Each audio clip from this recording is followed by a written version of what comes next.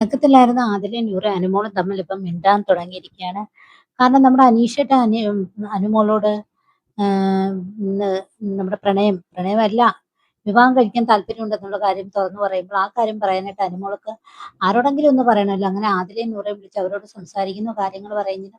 അങ്ങനെ അവരുടെ പിണക്കം അവിടെ അവസാനിക്കുന്നുണ്ട്. ആദിലയും നൂറേയും പറയുന്നത് ഇപ്പം അനുമോൾ ഇങ്ങനെ വിളിച്ച് സംസാരിക്കുന്നത് തന്നെ ഇതുവരെ ആരും ഒരു കാര്യവും പറയാനില്ലാത്തത് കൊണ്ട്, എന്ന് വെച്ചാൽ അനീഷേട്ടൻ ഇങ്ങനൊരു വിഷയം പറഞ്ഞപ്പോൾ സംസാരിക്കാൻ വേറെ ആരും ഇല്ലാത്തത് കൊണ്ട് വന്നതാണ് നമ്മളോട്, ഇല്ലെങ്കിൽ വരത്തില്ലായിരുന്നു എന്ന് ഇവർ പറയുന്നുണ്ട്. എന്തായാലും അനുമോള് ആദിലയോടും നൂറോടും പറഞ്ഞിട്ടുണ്ട്. ആദിലയും നൂറയും പറയുന്നത് ഇപ്പൊ തന്നെ അനീഷേട്ടനെ വിളിച്ചിട്ട് താല്പര്യമില്ല എന്ന് പറയുന്നുണ്ട്.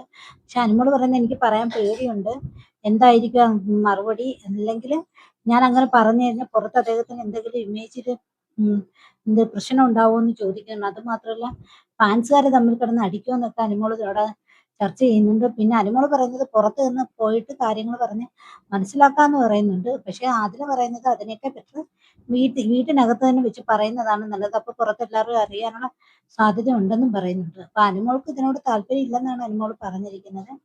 കാരണം എന്ന് വെച്ച് കഴിഞ്ഞാൽ ഒരു ചേട്ടനെ പോലെയാണ് തന്നെ കണ്ടിട്ടുണ്ടെന്നാണ് പറഞ്ഞിരിക്കുന്നത്.